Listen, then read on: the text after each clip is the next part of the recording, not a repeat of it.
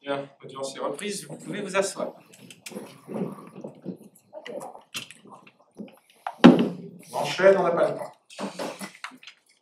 Donc, ministère public contre Tintin. Rappel des faits, donc, ordonnance de mise en accusation devant la criminelle de l'élevage, la mule est chargée. 18 décembre 2020, la République démocratique du Congo sollicitait le concours de la France afin d'appréhender un journaliste franco-belge, M. Tintin, lequel s'était rendu, selon les Congolais, coupable de méfaits sur son territoire. Les faits reprochés étaient les suivants. Alors que M. Tintin se retrouvait en reportage en RDC au mois de mai 2020, il était conduit par une équipe de braconniers dans une réserve naturelle. Il abattait alors 15 gazelles, dépeçait un singe, chassait un lion, abattait un serpent constricteur, donnait des coups de pied à un léopard, récupérait les défenses d'un éléphant, pulvérisait un rhinocéros à la dynamite et assommait un buffle. Ces sévices étaient très mal perçus au Congo, d'autant plus que l'intéressé ne s'en cachait pas et s'en vantait sur les réseaux sociaux. Un post publié sur le réseau social Instagram du sieur Tintin faisait ainsi état d'une de ses parties de chasse, avec la légende suivante, je cite, « Ça, quel plaisir, hashtag InstaHunt, InstaFood, InstaRifle ». L'intéressé quittait le Congo le 19 juin 2020, les valises pleines d'ivoire d'éléphant, de crocs de lion et de peaux de gazelle. Une enquête préliminaire était ouverte par le parquet le 20 décembre 2020. Le procureur de la République mandait les services d'enquête afin d'appréhender la personne dans le but de procéder à une extradition.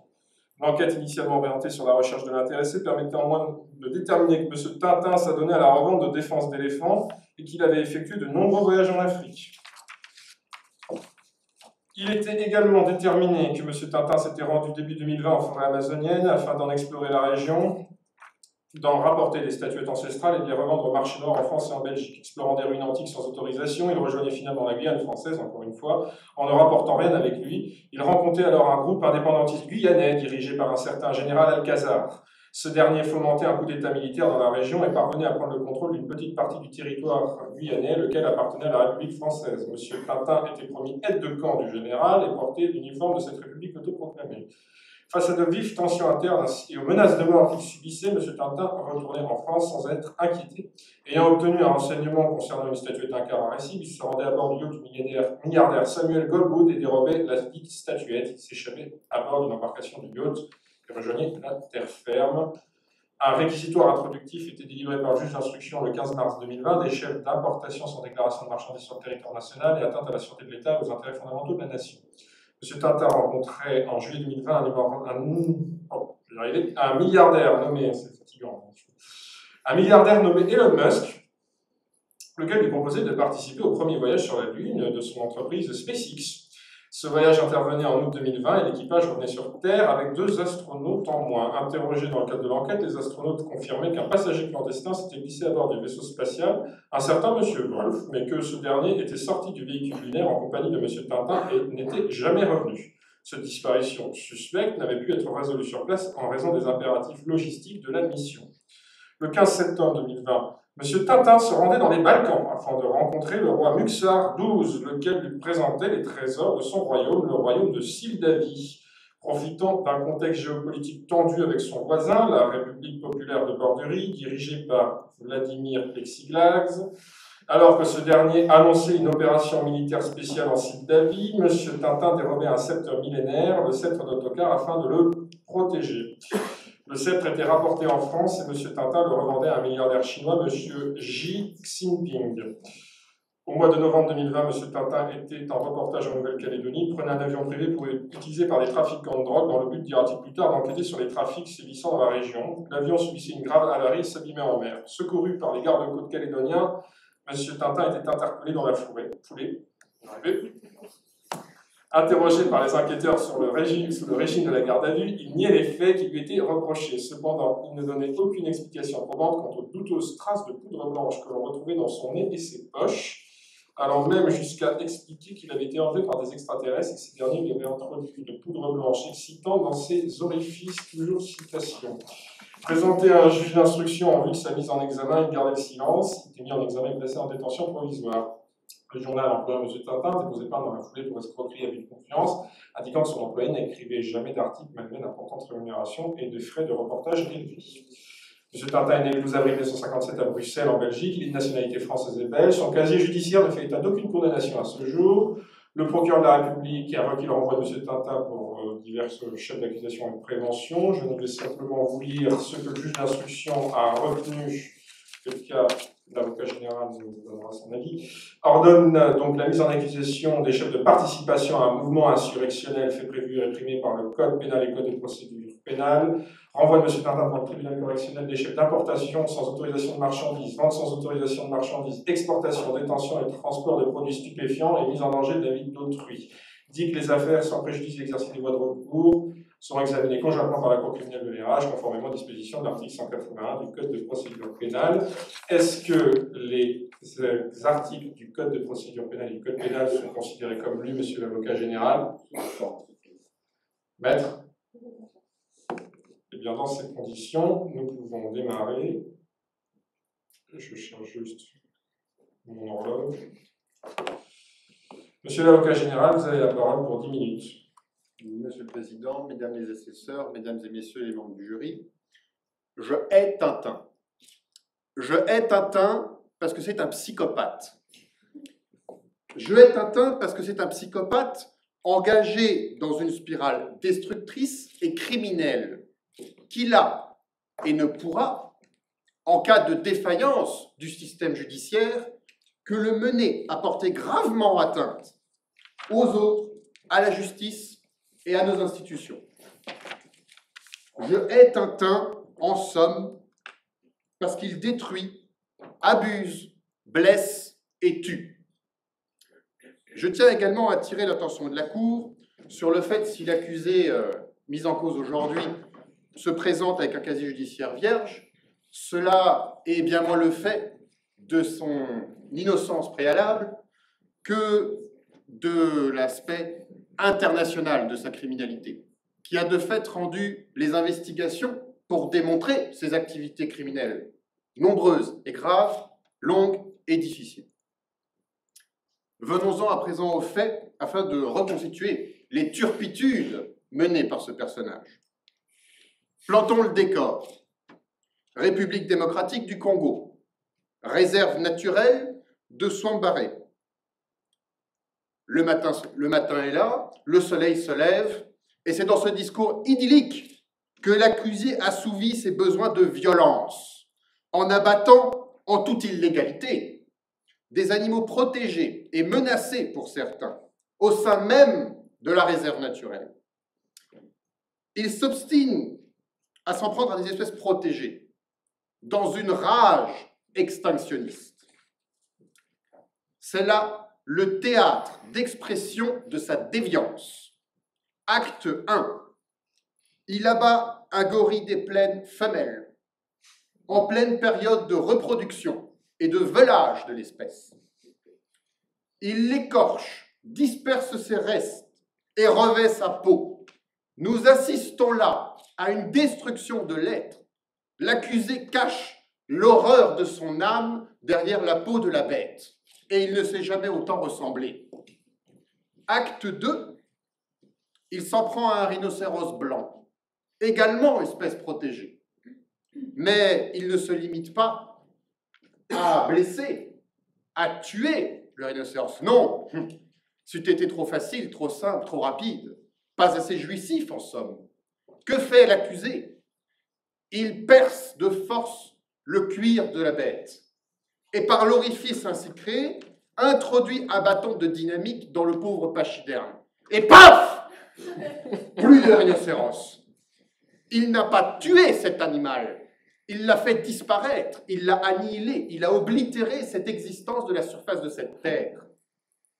Et enfin, acte 3, il s'adonne à la destruction de la majesté même du règne animal en chassant lions et éléphants et en prélevant sur leur carcasse encore fumante dents et défenses en ivoire. Défense en ivoire qui leur rapportera par la suite de manière totalement illégale sur le territoire national afin de les revendre. Cette curée écœurante conduit donc l'accusé à contredire le cadre civique et ce faisant le met en faux vis-à-vis de la loi. De la loi congolaise, notamment la numéro 82002 du 28 mai 1982, du Code de l'environnement de la RDC, notamment en ses articles 27 et 31. La compétence de la présente Cour ne fait pas de doute, notamment du fait de la réciprocité d'incrimination qui s'applique pour deux chefs d'incrimination.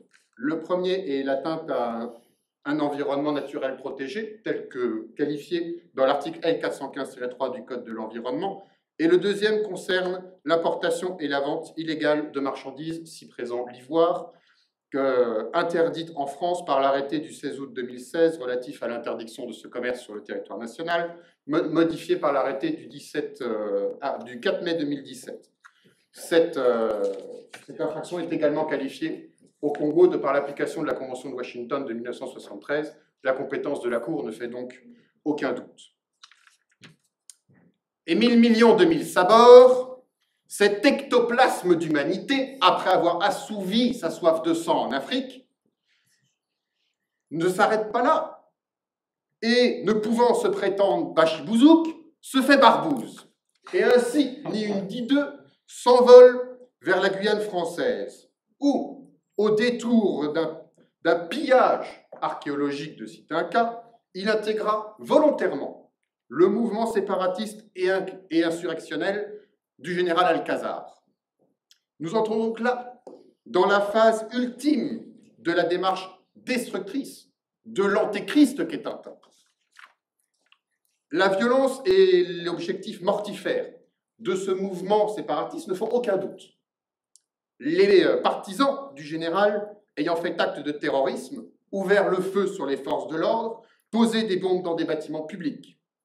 Leur leader, le général Alcazar, a par ailleurs déclaré lui-même qu'une révolution, c'est ainsi qu'il voit son mouvement, sans exécution, ce n'est pas une révolution, c'est une kermesse. Nous voyons donc là l'objectif meurtrier, sanguinaire, assassin, mené et soutenu par l'accusé. L'accusé dont le rôle actif dans la conduite du groupe terroriste alcazariste est indubitable.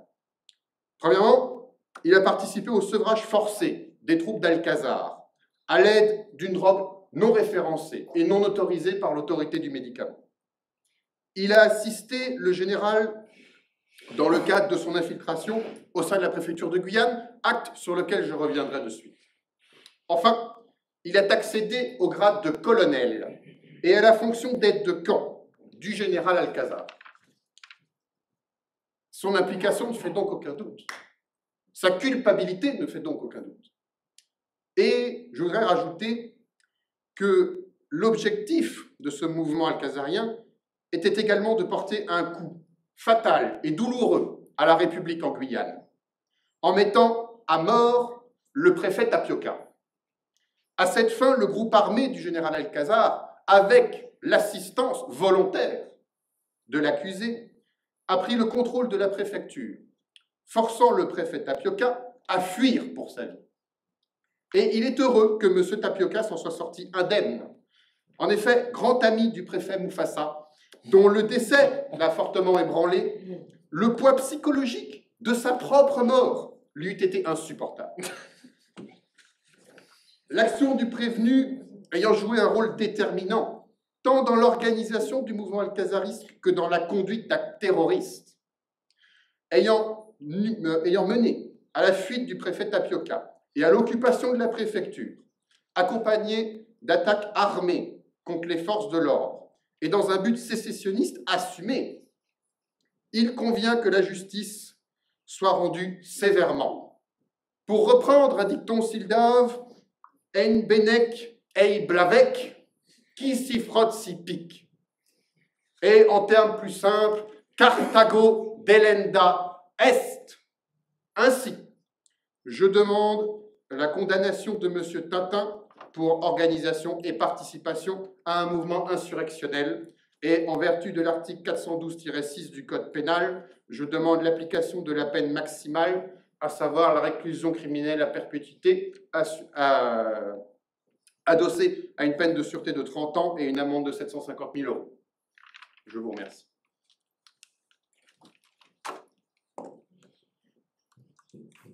Merci, monsieur l'avocat général. Je passe la parole à l'avocat de la défense. Maître, vous avez la parole pour 10 minutes. On va d'abord tourner la caméra.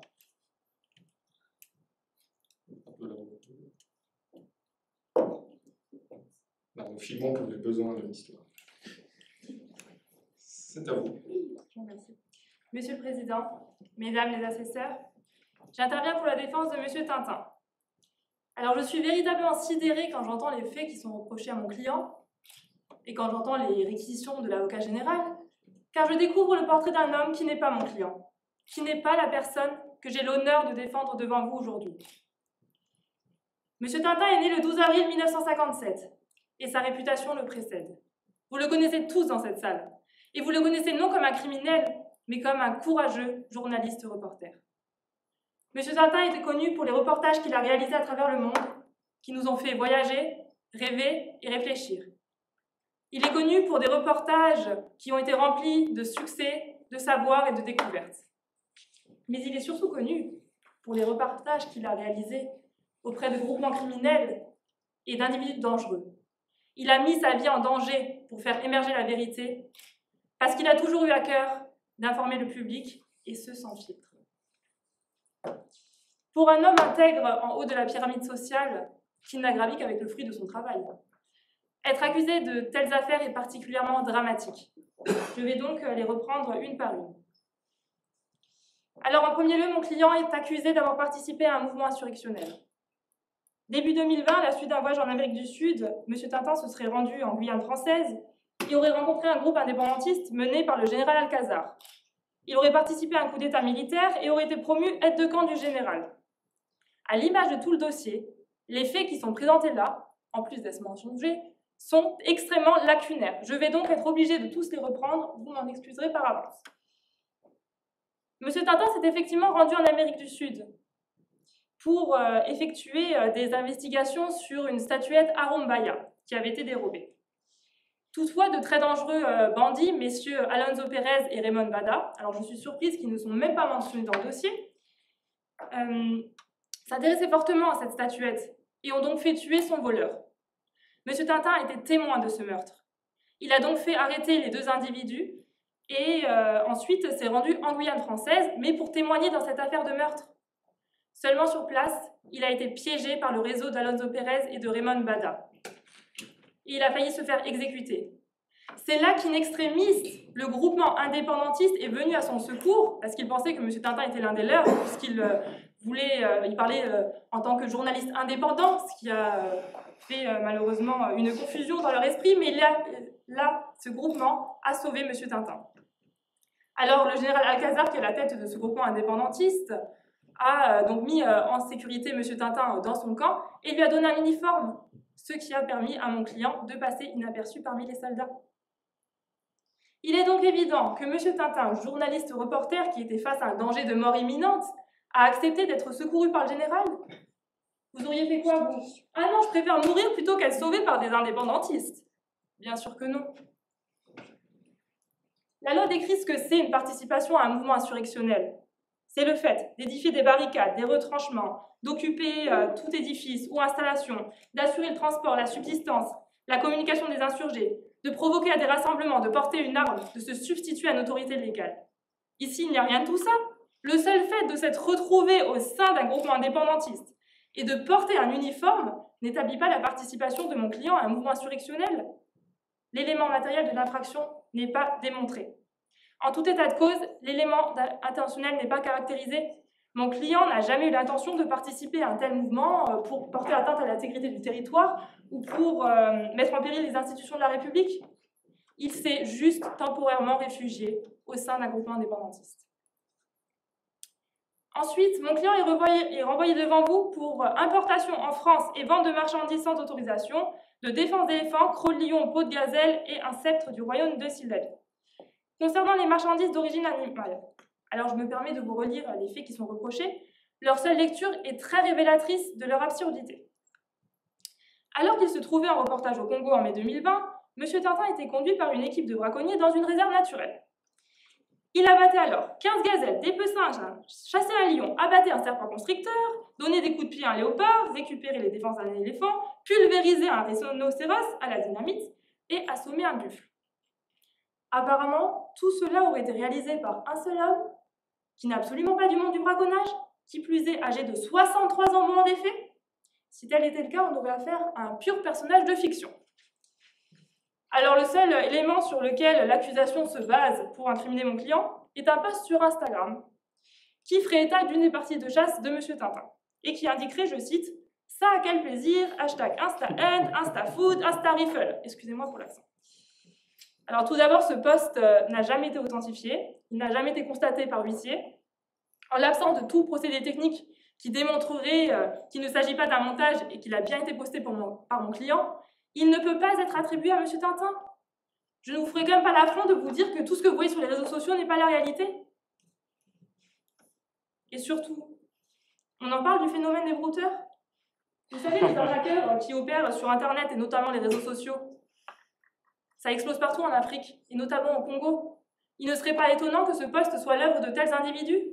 Se faire passer par M. Tintin, pour M. Tintin, promettre de l'ivoire à bon prix, en plus qui plus est véritable, contre le versement d'une somme d'argent sur Internet, tout en profitant de la notoriété de mon client. Mais ça, le ministère public ne s'en soucie pas. Il n'a pas cherché plus loin que ce qu'il voyait sur Instagram. Ensuite, sincèrement, parlons de la légende de la photo. Ça, quel plaisir, InstaHunt, InstaFood, InstaRiffle. Je pense que le ministère public n'a jamais dû lire un seul reportage de M. Tintin. Sinon, il se serait facilement rendu compte que ce n'est pas du tout son langage, ni sa ligne éditoriale. En conséquence, une expertise du compte Instagram aurait été nécessaire. Alors ensuite, M. Tintin serait revenu sur les territoires français les valises pleines d'ivoire, de crocs de lion, de peaux de gazelle, et les aurait revendues sur le marché noir. Or, mon client nie fermement les faits. En réalité, les braconniers se sont servis de lui pour faire passer la marchandise en France. Mon client avait un modèle de valise très commun et des valises identiques aux siennes et appartenant aux braconniers et comportant les marchandises ont été interverties à l'aéroport. Qui de mieux qu'un honnête journaliste qui était présent sur les lieux d'un trafic pour servir de mule pour transporter les marchandises de ce trafic. Oui, M. Tintin a été pris pour une mule. Ce qui est cocasse, je vous l'accorde, dans un trafic de marchandises animales. Quant à la revente de ces objets, dans la mesure où M. Tintin ne les a pas importés en France, il ne les a pas non plus revendus. D'ailleurs, concernant ces prétendues ventes, le ministère public ne nous dit rien. On ne sait pas qui sont les acheteurs, ni où, ni dans quel but. Peut-être aurait-il fallu interroger l'auteur du post sur Instagram. Ça, quel plaisir. Concernant le sceptre. Alors, le 15 septembre 2020, il se serait rendu dans les Balkans et aurait dérobé un sceptre. Ensuite, il l'aurait rapporté en France pour le revendre à un milliardaire chinois. Les faits sont totalement faux. M. Tintin n'a jamais dérobé un sceptre. Et le public le sait, compte tenu de l'important retentissement médiatique qu'a eu cette affaire. En réalité, M. Tintin s'est rendu en Moldavie.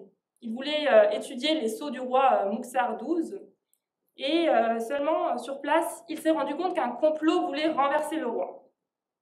Il a donc prévenu le roi, et tous deux se sont rendus au château, là où était gardé le sceptre. Seulement, malgré la garde qui officiait et gardait le trésor, le sceptre a été dérobé. M. Tintin et le roi n'ont fait que constater la disparition du sceptre.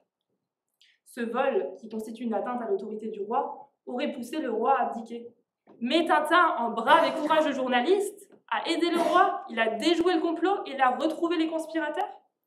Pour preuve, je fournis au débat une récompense que Tintin a reçue. Tintin a été promu chevalier de l'ordre du Pélican d'Or, qui est la plus haute distinction en Moldavie.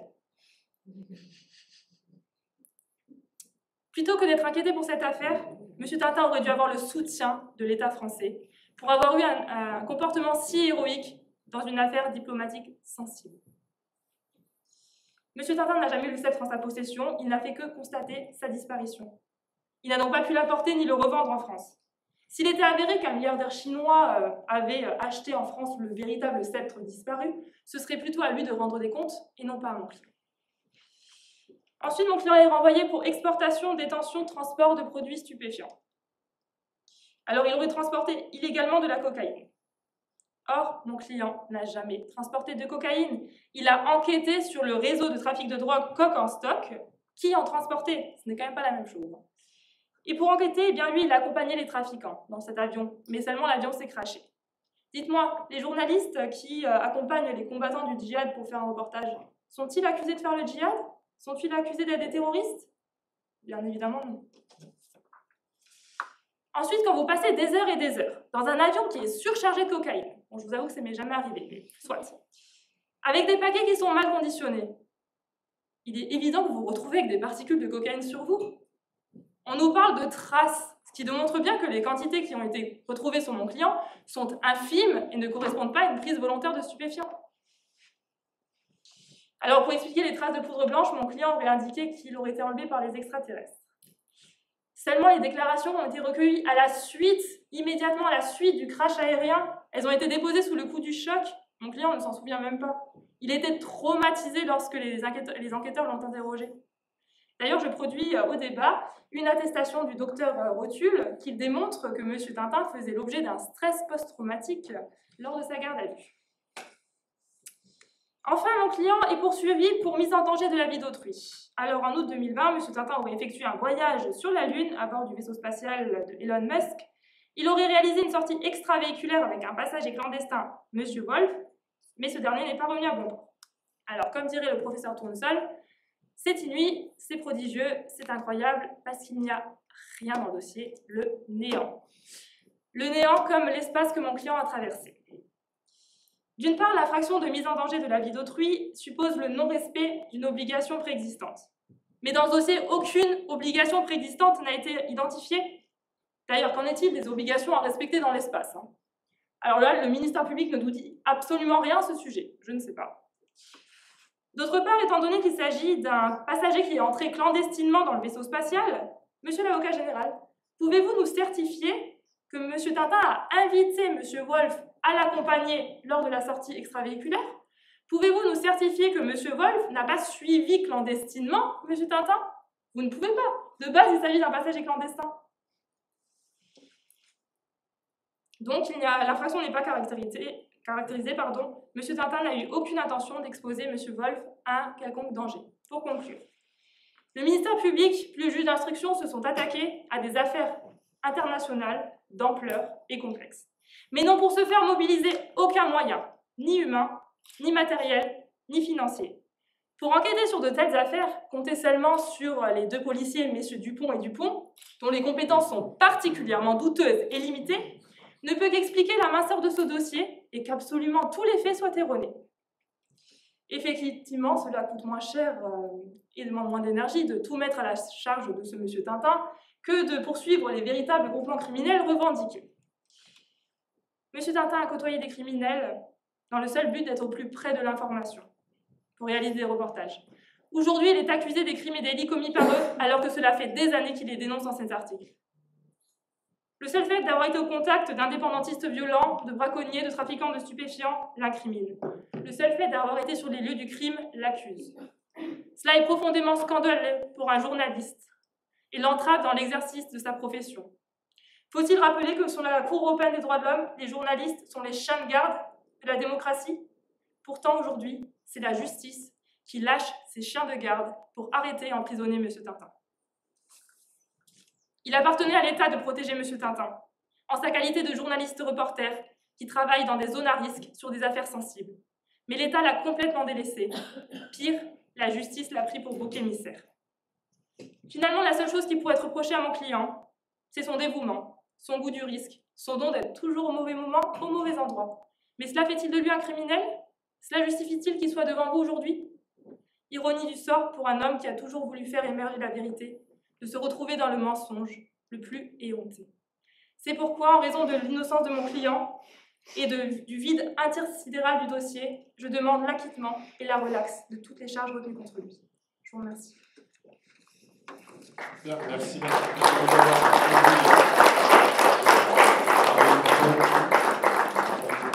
Les deux protagonistes, merci Merlin qui vient de Sciences Po, merci Mélanie pour vos deux prestations.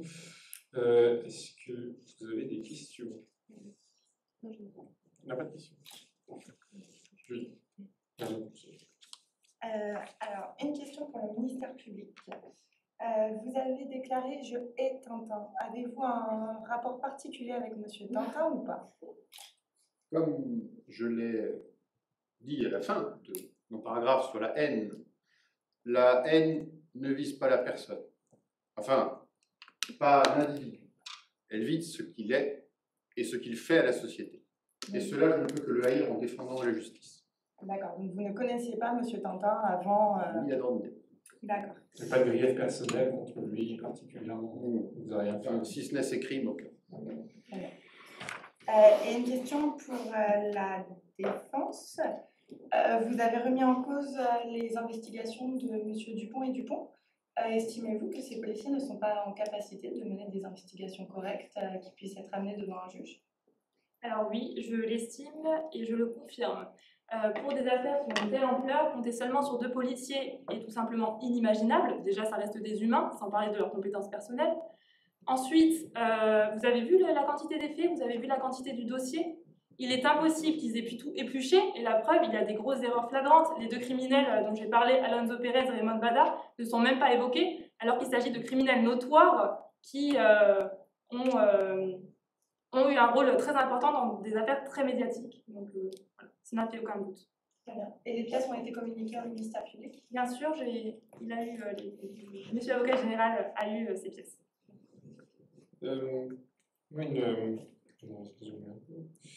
Une question pour le parquet. Vous avez procédé à des requalifications, j'entends bien. Pourquoi le parquet n'a pas fait appel de l'ordonnance de mise en accusation? C'était une faculté, pourtant, qu'il avait. Monsieur le Président, il me semble vous avoir adressé cette requête ce matin. De vive voix et en requête. Alors non, vous n'avez rien adressé. Nous ne nous connaissons pas. Voilà, c'est bien, nous allons donc avoir une récusation maintenant, ça va être très merveilleux. Merci, monsieur l'avocat général. Non. Une question pour la défense. Vous avez déclaré que vous semblez contester dans votre plaidoirie, vous semblez contester l'authenticité de la capture d'écran du compte Instagram qui, je rappelle, disait ça, quel plaisir. Est-ce que vous dites que les officiers de police judiciaire qui ont dressé les procédures de cette enquête, sous commission rogatoire de juge d'instruction notamment, mais également en enquête préliminaire, est-ce que vous accusez ces officiers de police judiciaire d'avoir commis des fautes en écriture publique? Ce n'était absolument pas mes propos. Je dis que, en tout cas, ce n'est pas mon client qui a posté cette photo et qu'il n'y a eu aucun acte d'expertise de ce compte et qu'il n'y a eu aucun acte qui ont permis d'authentifier l'auteur du post. Les policiers affirment qu'il s'agit bien de M. Tintin. Oui, mais attendez, il y a bien des montages qui sont possibles. Vous pouvez très bien prendre le corps d'une personne, mettre la tête de mon client dessus. Alors si cela n'a pas été authentifié qu'il s'agit d'un montage et qu'il a bien été posté par mon client, je refuse qu'il soit attribué à mon client. Donc c'est un coup des Congolais. Écoutez, dans d'autres affaires similaires, ça s'est déjà vu. Il me semblerait bien que l'ivoire est un bien qui est très convoité et qui fait l'objet de nombreuses copies sur Internet. Donc encore une fois, j'émets un doute sur l'authentification. La Cour prend note. Une dernière question, maître. Je relève une incohérence moi aussi dans le dossier qui me cause du chagrin. Comment, alors que l'avion de M. Tintin s'abîme en mer, comment peut-il avoir de la poudre dans les poches? Est-ce que ce serait une autre substance, autre chose? Des traces de poudre blanche alors qu'il est dans la mer? Peut-être avez-vous une explication à nous donner? C'est pas une question piège. Écoutez, je ne pense pas que la mer ait la capacité de faire disparaître toutes les particules de cocaïne. Après, je ne suis pas spécialiste ni scientifique, mais il n'est pas improbable d'avoir encore des traces de stupéfiants sur soi, malgré le contact de l'eau. Monsieur l'avocat général, est-ce qu'il reste des échantillons de cocaïne pour que nous puissions procéder à des tests éventuellement? Je vous en ferai porter 1 kilo, nous avons récupéré toute la C'est trop aimable. Bien, l'audience est suspendue s'il n'y a pas d'autres questions.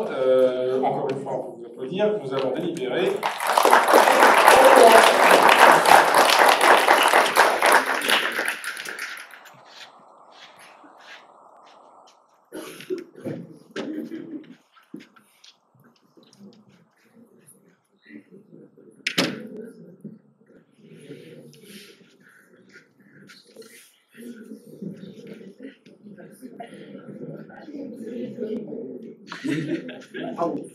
Ben, également, par rapport à Après, je réponds, je sais pas si ça vaut. si je peux faire la liste. J'ai demandé de suivre, on a mis des pas de temps. Non, c'était cohérent. En tout cas, j'ai Ouais, j'avoue que bon, j'aime tant les animaux, donc c'est toujours...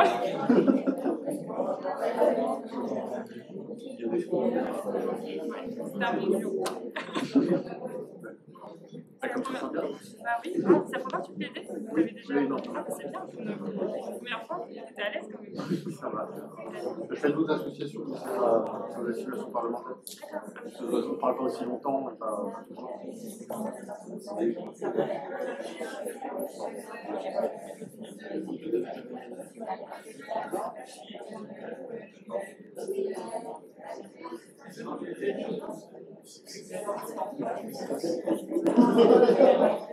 fait, tu pouvais répondre à tous les trucs quand même.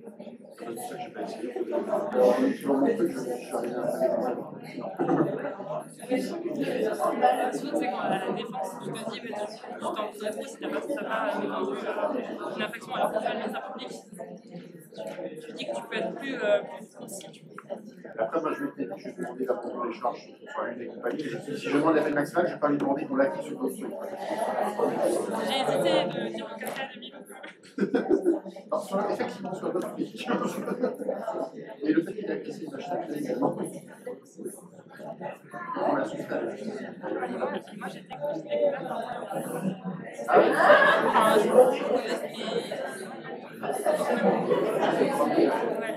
C'est moins médiatisé pour tes raisons assez évidentes.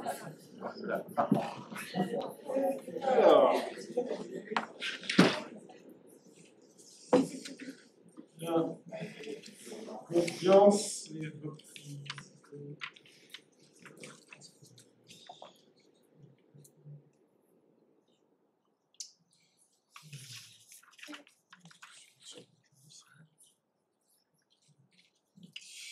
Bien.